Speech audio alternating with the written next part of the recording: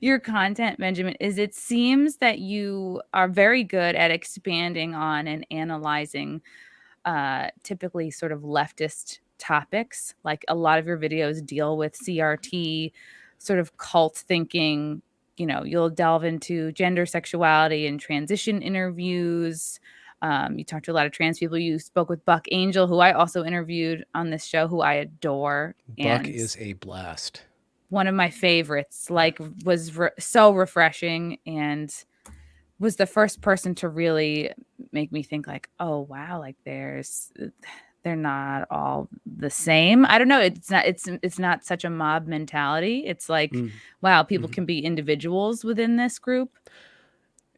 Yeah, well, I mean, the same thing could be said. I don't want to get in trouble this early in the podcast, but just as an analogy, if people are anti feminist, they might come across many women who are acting in a certain way that makes them feel bad about women. And if they don't actually speak to women, which is kind of difficult to do in this society, but some people fail to do that, they might have a vision of women in their head that they wouldn't have if they had more exposure. It's the same thing with feminists. There's a lot of different kinds of feminists, there's a lot of different issues and personalities in that. And once you start to engage with those people under that umbrella, the vision that I had in my head or the exposure that I had previously kind of melts away. The same thing with the very small group, like trans folk are this is a very small group. So if they're constantly being represented officially, but nobody voted the activists in, but the activists are the only ones you're seeing, and the activists are kind of known to act in certain ways that get them a lot of attention, but don't necessarily aren't necessarily keen on making friends, more demanding conformity. If you don't actually engage with trans people, it's the same thing with race. If you have a stereotype of race and you don't actually break that down, you don't really know what the human being is that is in that container. And it seems like in your interviews and in your videos, like it seems like you have a genuine like interest in and love for people. I think, would you say that's why you like to talk to?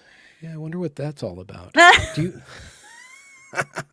What's your stance on people, generally My speaking? stance on people is, uh you have to, it's a practice, right? Like they say, like, what, everything is a practice, you know? It's like, you, like, if you give up drinking, or you're trying to get in better shape, or you're trying to like love people more, you're trying to Mm-hmm. love yourself more, and like anything, like prayer is a practice, or like Mm-hmm. manifesting, or whatever it is. It's like you have to commit to it every day. And yeah, I've always been like, you can always see the good in people. And in the last few years I've realized, like, okay, if someone is like, or I've learned, like, if I am triggering somebody, it's because there's something about me that's like unseen in themselves. And also the other way around. Like the people that piss me off, I'm like, oh, why does this person piss me off? Why are they touching a button? Oh, okay. It's because it's touching on something that's unresolved, or an insecurity with myself.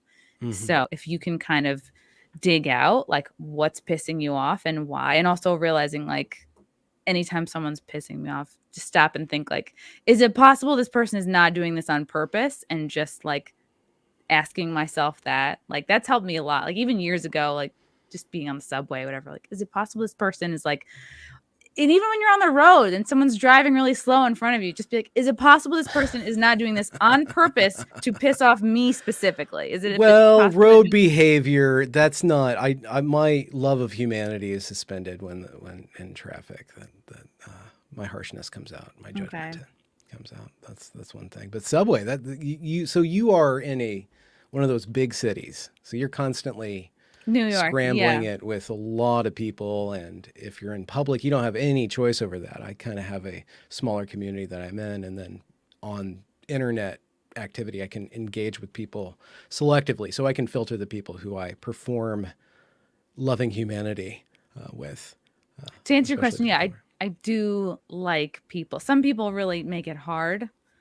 Um, because I feel like we both sort of do what we do to help people, and to like make us feel closer and more connected, and to bring Mm-hmm. about learning. And of course, that's not going to be, not everybody wants to learn, not everybody wants to feel more connected.